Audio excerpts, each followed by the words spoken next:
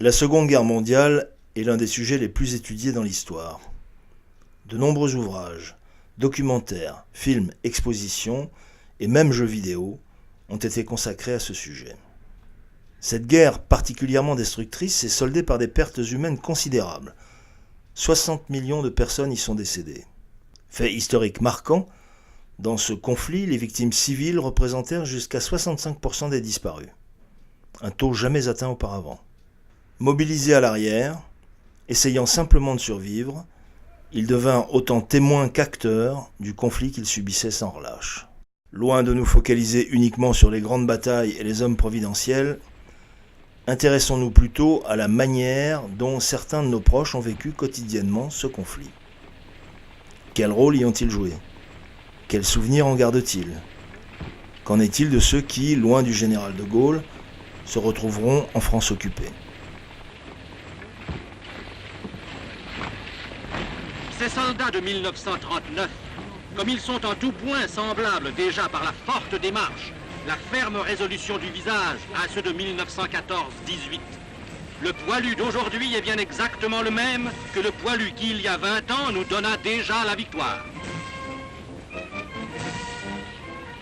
À partir de 1933, moi j'ai 5 ans, j'entends parler des Allemands, du retour incroyable des Allemands. On croyait qu'on les avait bouclés et puis qu'ils avaient casse terre. Or, ils ont agi très vite. Et je ne vois pas comment, alors qu'on n'avait pas du tout la télévision, mais je ne vois pas un enfant de 7 ans qui n'aurait pas compris que c'était l'autre guerre qui recommençait avec les mêmes combattants, les Allemands.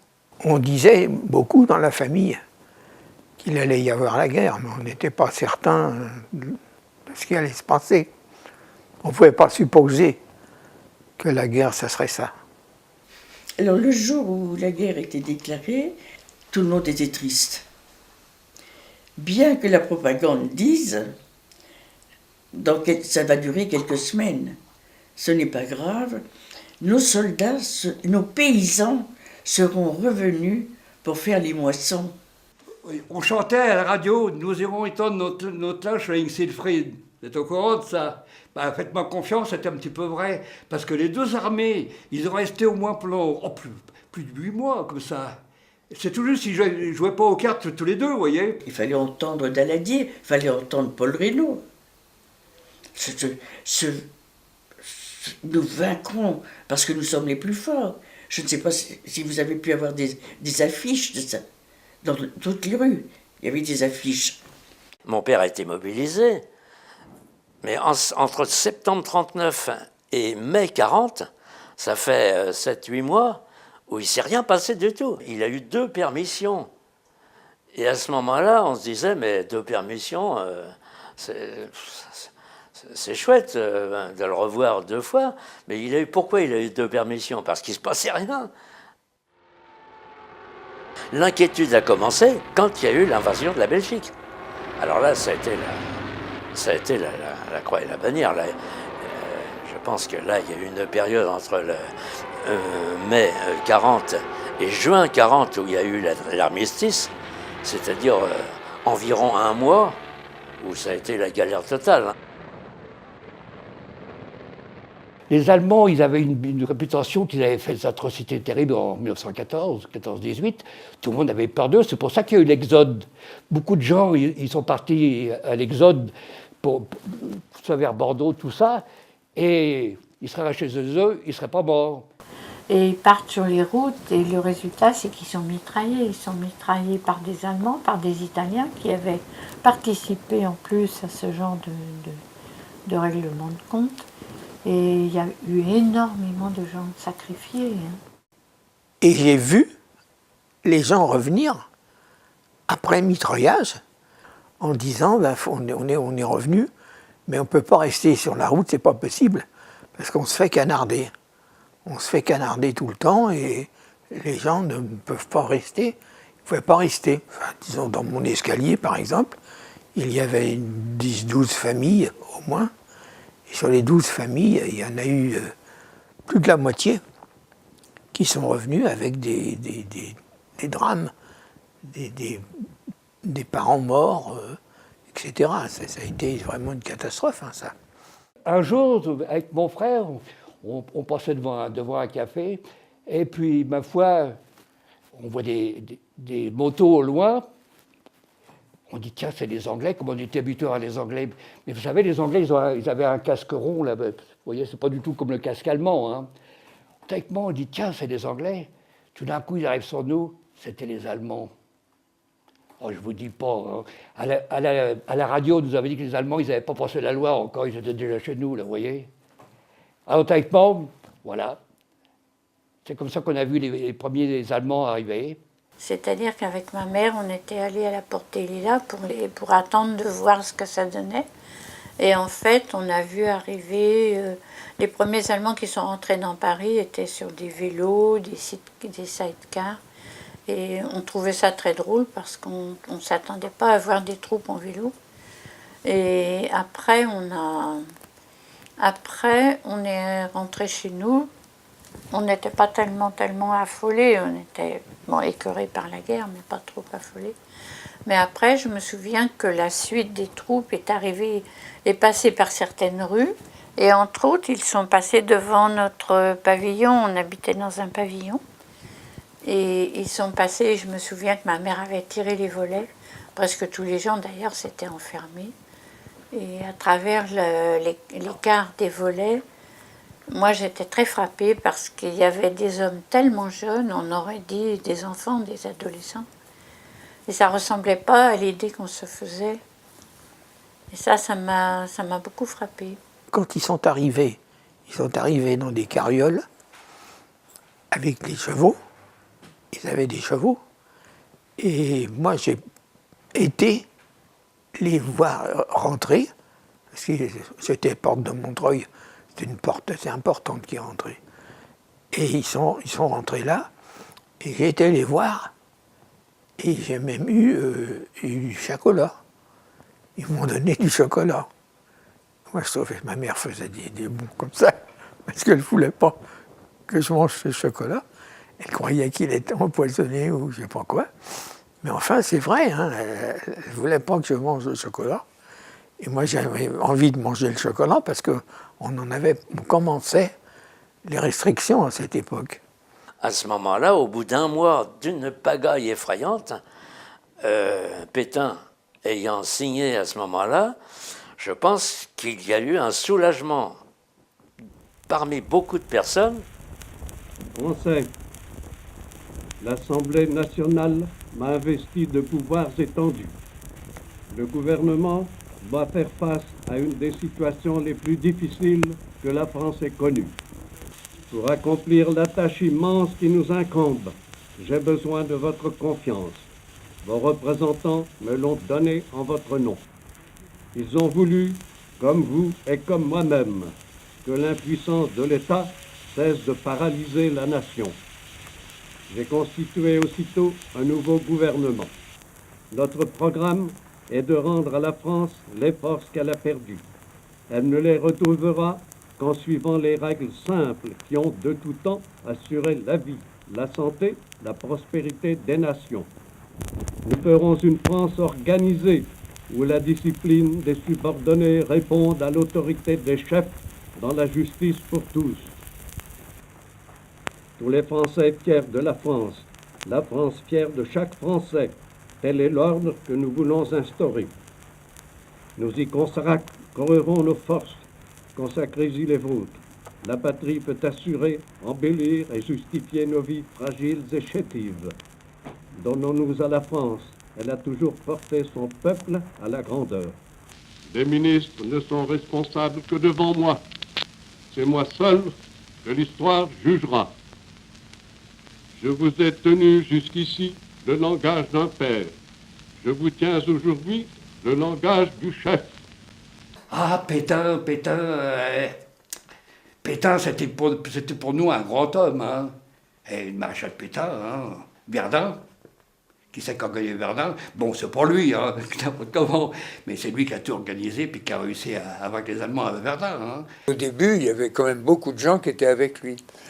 Et je dirais que ça a dû être au départ la moitié. Quand il a dit qu'il voulait l'armistice, quoi, à ce moment-là, on a dit mais c'est une ordure, c'est un fumier. Et c'était vrai pour 80% de la population.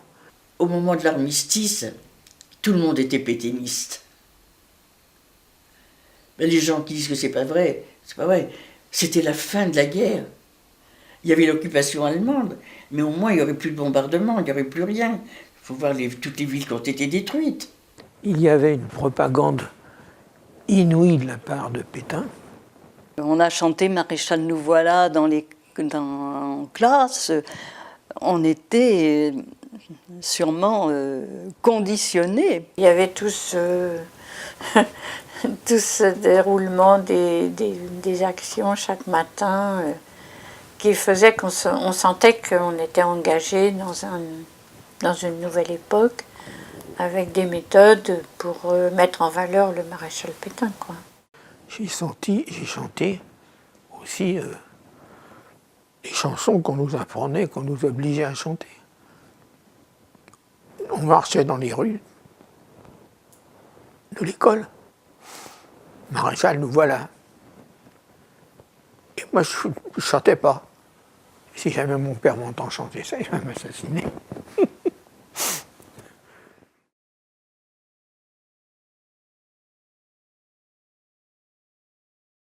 Il a fait des bêtises à partir du moment où il a rencontré Hitler à Montoire. C'est là que tout a commencé. Parce qu'après, tout le monde a senti qu'il y avait collaboration. C'était gros comme une maison. Donc les gens ont dit, attention, Pétain, d'accord, mais là il pousse trop loin, il va trop loin. Il y avait les photos de Pétain dans bien des maisons, bon. Et puis jusqu'à un certain moment, hein, au bout, à une période après, elles ont été retirées.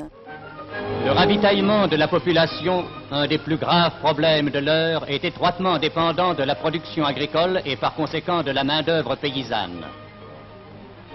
Citadins, la terre vous appelle. Les travailleurs des champs sont hélas en nombre insuffisant. Plus du tiers de la main-d'œuvre nécessaire fait aujourd'hui défaut.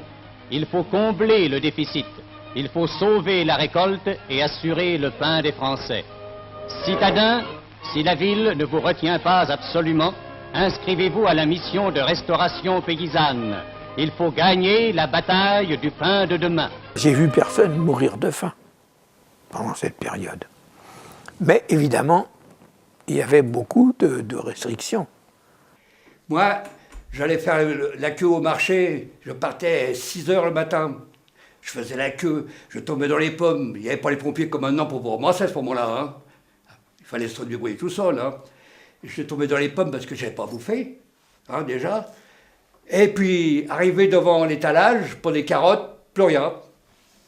Quand on faisait la queue à certains commerçants, on faisait la queue des fois 2 heures à un commerçant pour avoir un œuf.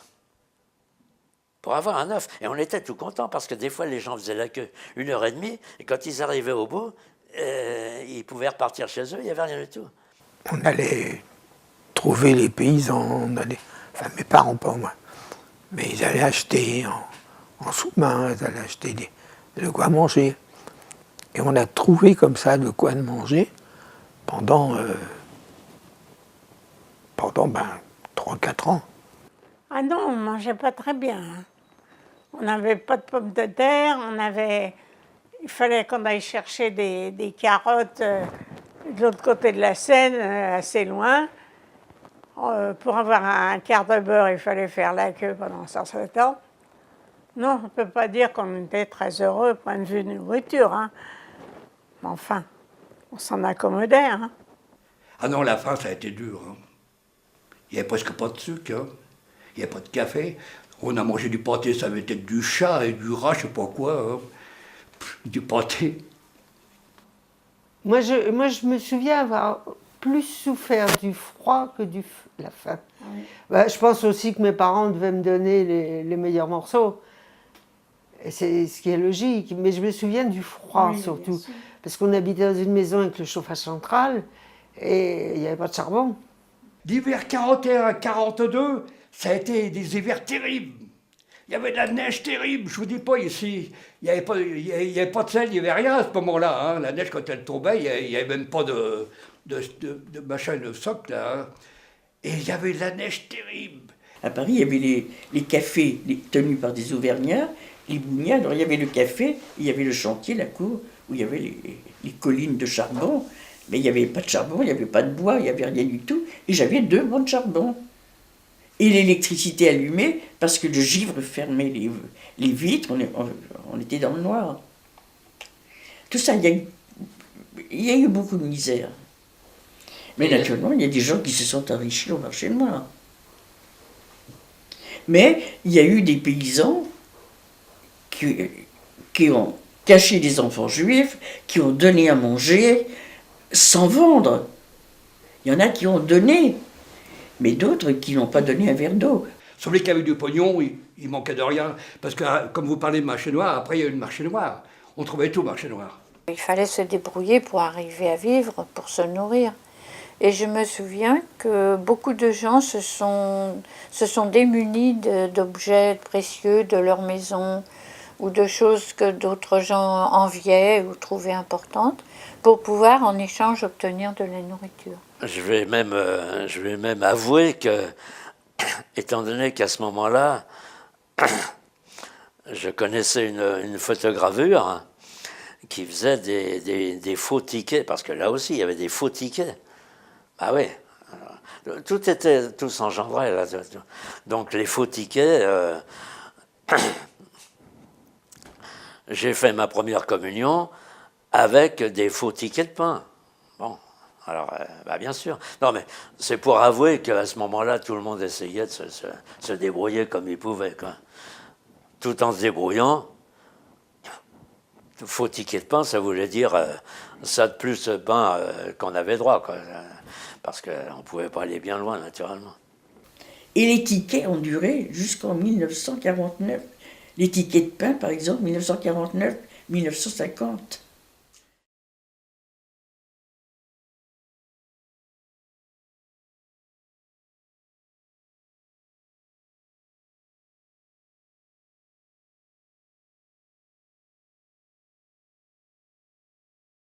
On s'est aperçu du problème juif à partir du jour où ils ont eu l'obligation de porter l'étoile. Ça, on trouvait ça tout de même dur. Hein. Je me rappelle, mes parents, ils trouvaient ça dur, mais on était obligés de se taire, on ne pouvait rien dire, on parlait entre nous, c'est tout, chez nous. Hein. Je suis resté abasourdi en voyant mes copains arriver, avec cousu sur leur poitrine, sur leurs vêtements, cousu une étoile jaune. D'abord, je n'ai pas compris. Je n'ai pas su ce que c'était. Eux m'ont expliqué, c'est parce que je suis juif, me disait un copain. Mais t'es juif, mais pourquoi tu mets ton truc? Ma mère, elle a dit qu'il fallait que je le mette, sinon ça allait me faire arrêter, enfin je sais pas quoi. Bon, comme un enfant, il était contraint de suivre cette obligation de mettre une étoile. Et ça me faisait peur. J'avais jamais entendu parler de juifs, je crois, jusqu'en 1945. Et on évitait, bien sûr, dans ma famille, de parler de ce problème. Et je ne savais absolument pas ce qu'il pouvait arriver aux juifs. Ma grand-mère paternelle, qui était restée à Paris, qui n'avait pas voulu quitter Paris, a été donc déportée, ainsi qu'une sœur de ma mère, une de mes tantes, a été déportée. Parce qu'ils ont dit « Oh, mais vous faites des idées, c'est pas si dangereux que ça. » Puis Paris est une grande ville. J'ai encore en souvenir certaines arrestations. Mais les arrestations, tout le monde regardait un petit peu comme quelque chose, comme quand il y a un incendie dans la rue, tout ça, on voit les pompiers, alors les gens regardent et tout ça. Mais à ce moment-là, personne n'osait rien dire. Et puis ça se faisait très rapidement. Ce qui était encore plus choquant, c'est que la plupart du temps, c'était les Français qui arrêtaient les... Hein, c'était les Français, c'était pas les Allemands. Les Allemands, on les voyait pas dans des coups comme ça. J'avais donc, en 42, j'avais 10 ans, pile. Et là, quand il y avait le ramassage de ces pauvres gens qu'on mettait dans des autobus avec les flics, les nôtres, les flics d'aujourd'hui, ceux qui font la circulation. Il y avait cette bande de fumiers de flics qui étaient là et qui emmenaient les gens. Ils descendaient de chez eux, dans leur maison, ils les mettaient dans des autobus, et puis ils fermaient tout de suite derrière l'autobus. Ils fermaient, mettaient une chaîne, vous savez. Dans le temps, il y avait des autobus qui étaient comme ça. Et les pauvres gens étaient déjà là-dedans. On ne savait pas même où ils allaient. Mais autrement, les camps de la mort, moi j'étais comme tout le monde, on a vu ça après. Hein. Personne ne pouvait témoigner parce que dans les familles, les gens eux-mêmes ne savaient pas du tout où étaient les leurs.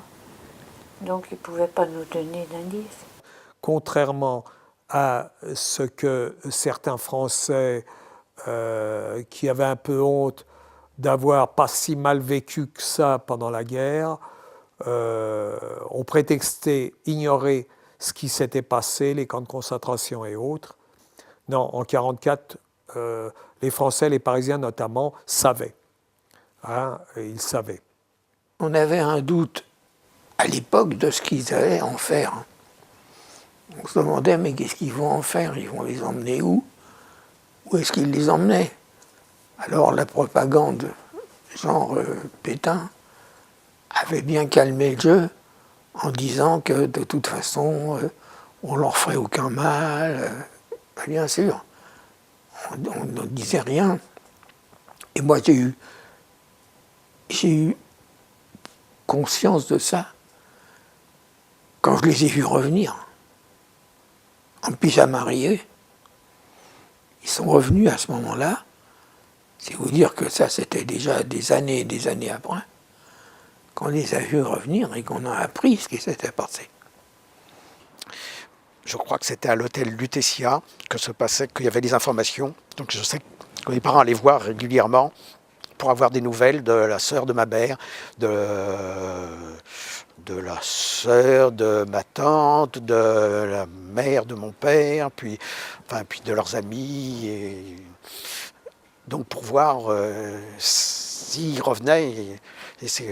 Bon, ils ne m'emmenaient pas parce que revenir ces gens qui s'étaient échappés des camps de concentration dans des états physiques déplorables, donc ils ne m'emmenaient pas, mais j'en entendais parler. Quoi. Mais on ne parlait pas à l'époque de ce qui s'était passé dans les camps. Parce que ceux qui revenaient des camps ne voulaient pas en parler. C'était très douloureux pour eux, n'en parlaient pas. Donc on avait parmi nos amis des gens qui revenaient des camps, mais on évitait d'en parler parce qu'eux-mêmes refusaient d'en parler. Donc ce n'est bien plus tard qu'on a pu en parler. Mon seul souvenir que j'ai des gens qui revenaient des camps, c'était le tatouage qu'ils avaient marqué sur le bras. C'est tout, mais autrement, ils refusaient absolument d'évoquer ce qui s'était passé. Mes amis, je viens d'apprendre que la banlieue parisienne a été cet après-midi l'objet d'une nouvelle agression anglo-saxonne. Ce sont encore des morts, des blessés, des foyers détruits. La guerre que je hais prend le caractère le plus odieux lorsqu'elle est dirigée contre des populations civiles impuissantes à se défendre. Le rythme, brusquement accéléré, des dernières attaques aériennes nous avertit de l'implacable intention de ceux qui, sous prétexte de libérer la France, accumulent chez nous les ruines et les deuils. Vous voyez, alors après, bon, on était habitués à prendre des coups sur la tête, hein. Ça va de soi. Hein. Des civils, il n'y a pas eu que ça. Hein. Toute la France a été bombardée comme ça. Hein. Il y avait dans tous les immeubles des caves, la plupart des immeubles des caves, il y avait des affiches marquées abri. Et quand, à la fin de la guerre, les Alliés ont commencé à bombarder ou arriver au-dessus, les sirènes fonctionnaient et on avait ordre, si on était dehors, de rentrer dans n'importe quel abri et d'attendre que le deuxième coup de sirène nous permette de sortir. Je pleurais pour ça, je me souviens, c'est un de mes souvenirs de cette époque à Bron, c'est avoir le droit de sortir pour regarder ce beau feu d'artifice. Je ne me rendais pas compte du danger, mais... Il y a quand même eu quelques erreurs dans les bombardements, avec des bombes qui s'égaraient un peu là où c'était pas prévu. Les Anglais, eux, c'était bien, ils descendaient vraiment bas pour bombarder. En général, ils ne loupaient pas leur objectif. Mais les Américains, eux, ils larguaient ça au petit bonheur de la chance, vous voyez, comme ils ont fait au Vietnam. Hein. On savait que c'était quand même pour essayer de nous aider à nous libérer des Allemands. Donc, c'était pas trop mal vécu. Il y avait la peur, évidemment. Quand vous prenez des bombes sur la tranche, qu'est-ce que vous dites? Hein? Quand vous avez plein de morts dans votre famille et tout. Est-ce que vous pouvez aimer les gens qui vous ont fait ça? On subissait. On subissait les bombardements anglais. Mais je crois que c'était une question de survie. C'était pas une question de libérer la France, de tout ça. Je crois que c'était une question personnelle, chacun de survie.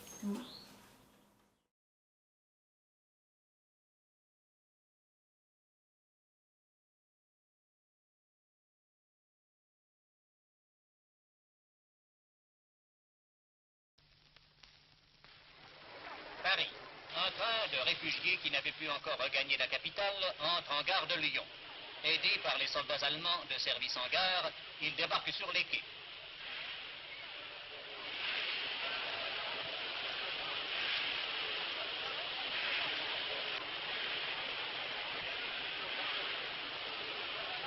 Ainsi, ceux qui sont partis pendant l'Exode vont retrouver aujourd'hui leur famille, leur foyer, leurs habitudes. On les voyait, mais il faut reconnaître aussi qu'ils étaient très corrects. Hein. Ils ont été très corrects, donc je ne dis pas que les gens étaient contents de voir ces gens-là, mais on les voyait défiler dans les rues, ou on les voyait pas loin de chez moi, dans des espèces de cantonnements où ils faisaient les ravitaillements et tout ça. Mais non, ils étaient très corrects. On n'était peut-être pas très rassurés, mais enfin, on s'en accommodait. Hein. On les voyait défiler partout dans Paris. Les Allemands, nous, pour ainsi dire, on ne pouvait pas les voir, comment. Hein. C'était l'occupant, hein. Et puis faites-moi confiance, il fallait marcher droit. Hein. Ils sont devenus vraiment des militaires ignobles quand il y a eu des attentats, des choses comme ça. Alors là, il a commencé à avoir les faire-part, là, les 15 otages, bidule, puis après, c'était tous les jours. Hein. C'est là qu'on a vu qu'il y avait des gars même qui résistaient. Il ne pouvait pas y avoir des sentiments généreux, normaux vis-à-vis d'eux, parce qu'ils étaient quand même les ennemis. C'est eux qui occupaient le pays, qui récupéraient toute la nourriture disponible, qui envoyaient les hommes soit travailler, soit prisonniers. Donc on ne pouvait pas avoir vis-à-vis d'eux des sentiments généreux. Il y en avait tout de même des gentils là-dedans. Parce que moi, dans mon école, là, quand j'étais môme, elle était divisée en deux, à Asnières. Un côté, c'était les gosses, et de l'autre côté, c'était les Allemands. Ils avaient réquisitionné toutes les écoles pour mettre les troupes. Il y avait du populaire dans la région, là, hein, faites-moi confiance. Et les Allemands qui nous voyaient tous en train de les voir bouffer, là, ils nous jetaient des pains par-dessus du barbelé. Les fameux pains corés, là, allemands, là, vous savez. Ah ben, vous n'avez pas connu ça, vous. C'était dur comme du bois, je vous dis pas. Mais on sautait là-dessus comme des affamés. Vous voyez, il y en avait qui avaient des gosses dans son monde, hein, des pères de famille. Et ça les embêtait de voir nous, qu'on était là. Ah, c'est dur la fin, hein. Au début, il y avait une haine contre l'occupant.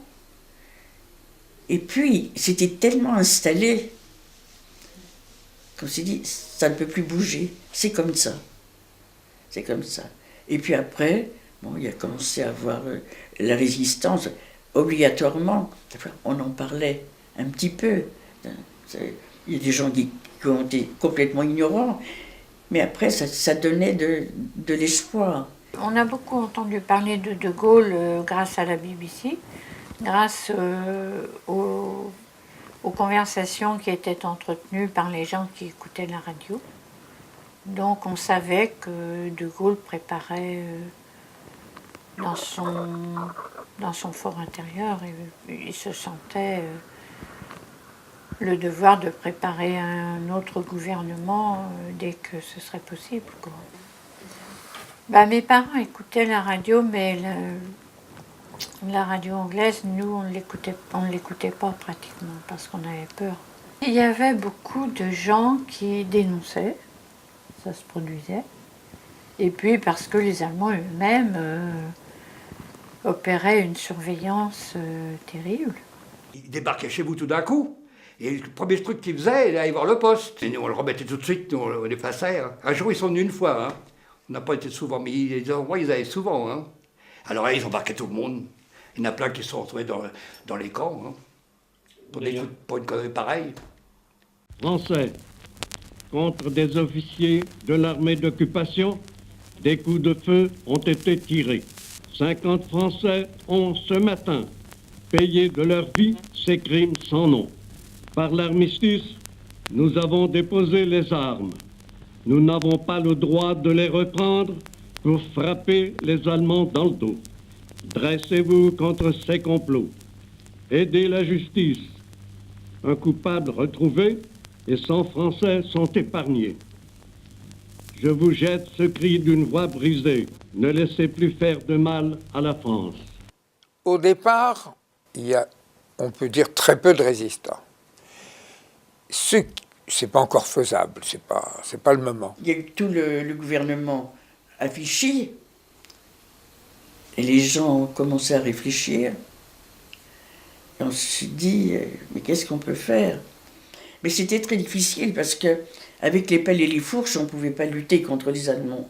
La résistance, on l'a su très, pas tout de suite. Pour la résistance française, il a fallu qu'ils construisent des usines pour nous envoyer des armes, pour nous envoyer de la nourriture, pour nous envoyer des médicaments et des pansements. Et donc, moi, à ce moment-là, j'étais mariée, je me suis mariée en 1942, et je me trouvais en forêt d'Orléans, où il y avait une clairière, il y avait 3 maisons, avec un petit peu de terrain. Mais dans une clairière, c'était pas immense, il y avait quelques hectares. Et ma fille est née là, en forêt d'Orléans. Et là, il y a eu un noyau de résistance, et chez nous, il y avait les parachutages. Alors, on demandait des chaussures, on demandait à manger, on demandait des armes aussi. Et donc, les avions passaient, on avait juste soit des poteaux forts, soit des lampes, des petites lampes, pour guider. Il n'y avait pas beaucoup de place dans cette carrière. Donc, descendaient des containers avec les parachutes. Et en dernier, ils nous ont envoyé des jeeps. Et les jeeps étaient avec 10 parachutes blancs. Alors il y avait des parachutes bleus pour les armes, les conteneurs qui contenaient des armes. Il y avait des parachutes marrons.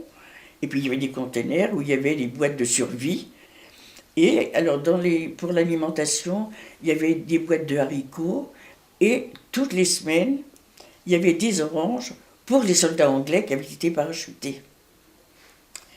Et malheureusement, de ces soldats anglais, il n'y en a pas eu un qui a réchappé, parce qu'un jour, ils avaient été invités dans une ferme, ils étaient 18. Donc ils étaient dans 2 jeeps, et Chambon-la-Forêt, où il y a cette clairière, la forêt fait comme une plateforme, et le reste de la route baisse comme ça. Ils ont été dénoncés. Quand ils ont descendu la côte avec les 2 jeeps, les Allemands les attendaient en bas. Il n'y a pas eu un rescapé. Et aux actualités françaises, alors là c'était le lavage de cerveau, on vous montrait tous les trains déroyés que la résistance avait fait, vous voyez, c'est comme ça qu'on a su la résistance.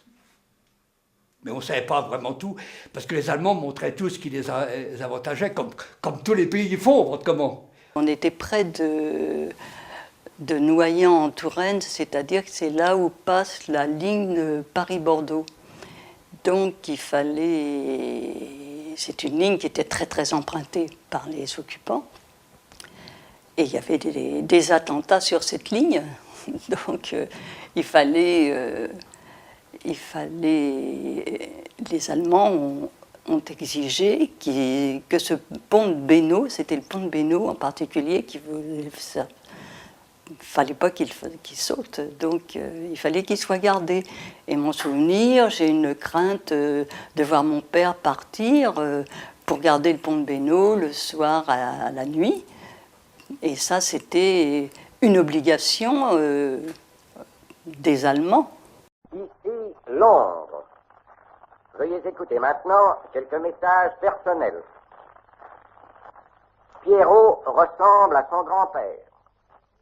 Le facteur s'est endormi. L'éléphant s'est cassé une défense. Nous répétons...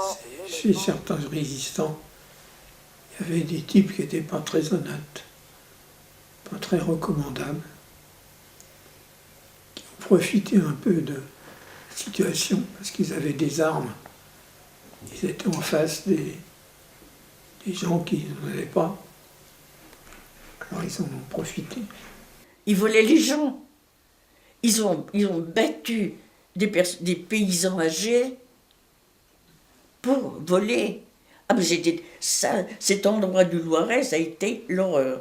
Beaucoup de Français sont passés du pétinisme à la résistance, beaucoup quand ils ont senti que le vent tournait. Hein. Bien sûr, il y avait un opportunisme.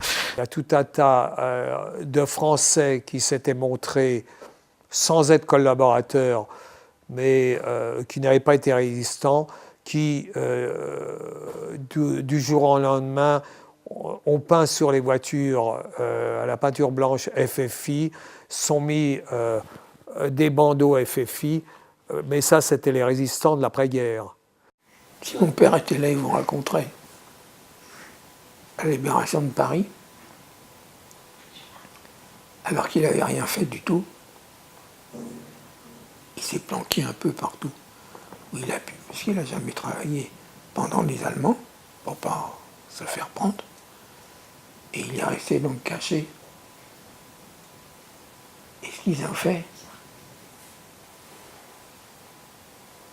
les gars sont arrivés, le 24, je crois que c'est le 24, la libération. Ils sont tous arrivés avec des fusils sur le dos, des fusils de chasse, des machins comme ça. Et alors ils ont dit à mon père, mais prends un fusil, viens. Alors il dit, mais vous êtes complètement con, c'est pas mettre un fusil, je ne me suis pas battu. Mais rends-toi compte, c'est la libération, t'auras une médaille, ils s'en foutent, je m'en fous de votre médaille. Moi, je n'ai pas allé risquer ma peau pour vous, dans Paris. Ils s'en foutaient complètement. Et il y en a eu beaucoup, qui ont fait l'inverse. Ils ont eu des médailles, et puis certains ont réussi à se trouver avec des pensions, des machins comme ça. Hein.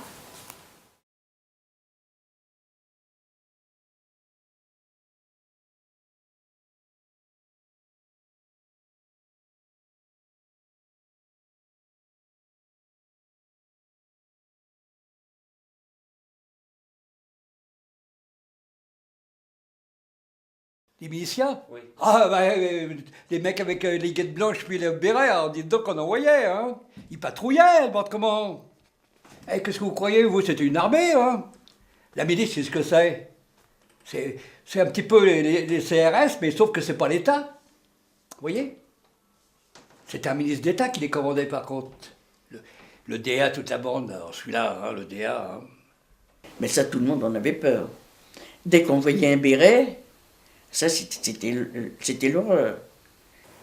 Ah ben ça, les gens étaient vraiment très, comment je dirais, très remontés contre ces gens-là, parce que évidemment que c'était assez écœurant, quoi. Et moi, ma mère avait une amie qui était couturière, dont le fils s'était engagé dans les jeunesses de DA, et c'était un sujet d'inquiétude, parce que vraiment C'était des jeunes qui étaient prêts à tout, qui s'étaient laissés convaincre.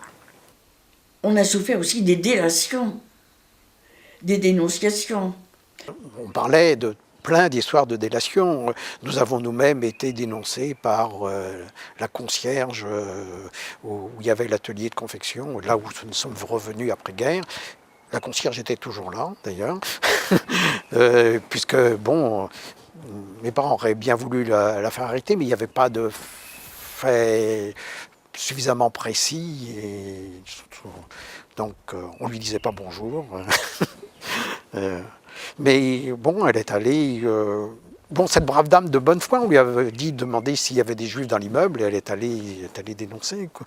Mais bien sûr, il y a eu plein de dénonciations. Les gens parlaient en famille, parlaient entre amis, mais j'aime vous dire qu'on ne parlait pas dans le métro, ni dans un café, ni quoi que ce soit. On pouvait dénoncer par des Français.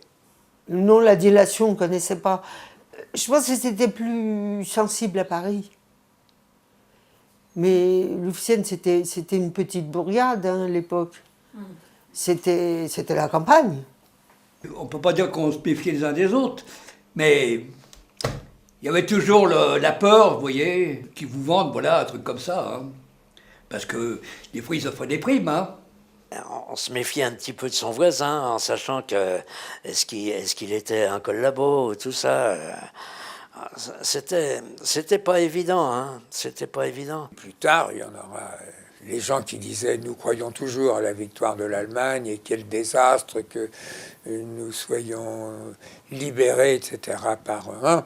Eh bien, ceux-là ont existé jusqu'au bout, mais ils n'étaient pas très nombreux à la fin. Français, les armées allemandes et anglo-saxonnes sont aux prises sur notre sol. La France devient ainsi un champ de bataille. N'écoutez pas ceux qui, cherchant à exploiter notre détresse, conduiraient le pays au désastre. La France ne se sauvera qu'en observant la discipline la plus rigoureuse. Obéissez donc aux ordres du gouvernement. Que chacun reste face à son droit. Les circonstances de la bataille pourront conduire l'armée allemande à prendre des dispositions spéciales dans les zones de combat. Acceptez cette nécessité. C'est une recommandation instante que je vous fais dans l'intérêt de votre sauvegarde.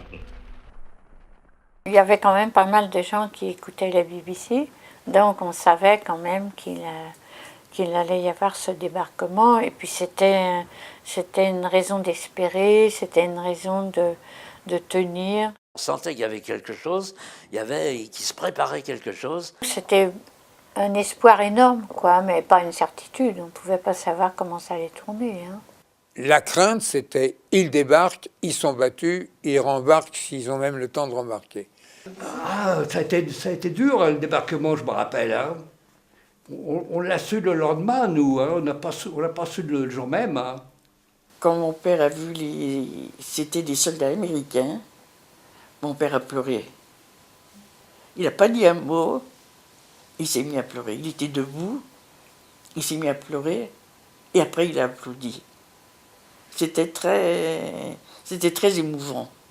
Je me rappelle plus les Allemands obligés de partir, qui réquisitionnaient tous les vélos qu'ils rencontraient parce qu'il fallait qu'ils se sauvent et au plus vite. Très vite, les Allemands étaient dans un état, ils marchaient à pied, ils marchaient à vélo, enfin ils étaient à vélo, ils avaient quelques voitures qui étaient remplies, et puis il y avait encore les canons bien sûr, mais quelquefois même on voyait un camion normal tirer un canon, et non pas ce qui normalement les tirait. On sentait que l'Allemagne était foutue là. Hein. Moi, quand j'étais là-bas et dans la lutte, vraiment, c'était fini. Nous sentions que les Allemands avaient perdu. Paris outragé, Paris brisé, Paris martyrisé, mais Paris libéré. Les gens étaient en liesse, il y avait un sentiment vraiment de soulagement. bien qu'on sache que la guerre n'était pas terminée, c'est ça. Et les Américains, théoriquement, leur côte remontait. Et surtout qu'elle remontait parce que dans leur tank et tout ça, il y avait du chocolat, des gâteaux, ils jetaient sans arrêt, ils embrassaient les filles, voilà. Et puis alors là, les filles, je vous dis pas. Hein. C'était très gai. Il ne fait pas de doute que tout le monde était content. Tout le monde chantait, tout le monde dansait. Et c'est vrai qu'il y avait une atmosphère de fête à Paris. Et ce dont je me souviens, c'est qu'il y avait autour de mes parents plein d'amis qui s'étaient faits au cours de la Résistance, ou les retrouvailles d'amis juifs qui avaient pu aussi être sauvés. Et il y avait une vie... Il y a eu une atmosphère de joie et en même temps quelque chose qui était moins brillant, qui était l'atmosphère de règlement de compte. Ces femmes qu'on rasait, sur lesquelles on mettait une croix gammée, qu'avait-elle fait? Elle avait couché avec des Allemands. Et alors hein? Les Allemands leur apportaient en échange nourriture, bas de soie, sous-vêtements. Était-ce un crime de collaboration? C'était un mélange assez curieux parce qu'il y avait déjà un désir de se venger de ceux qui avaient trahi et en même temps une joie de pouvoir enfin s'exprimer, échapper à ce carcan dans lequel on vivait. À côté de la maison, il y avait une propriété où habitait une de mes copines, quoi. Ouais. Et sa mère a été tondue. Ah oui. C'était affreux. Ah oui, ça c'était... Affreux parce qu'ils l'ont tondue dans son jardin. Devant la gamine. Quand ça s'y met, que ce soit maintenant ou... La foule, c'est terrible, hein, quand ils vous tombent dessus. Il y a eu des villes où on disait ceux-là, ils ont été avec les Allemands, et avant que des militaires français arrivent en disant non, c'est pas à vous de faire ça, il y a eu des tués.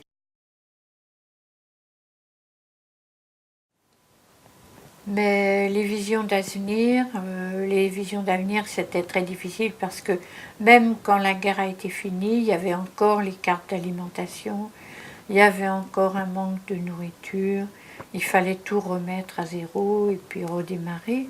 Il y a eu une longue période de battement.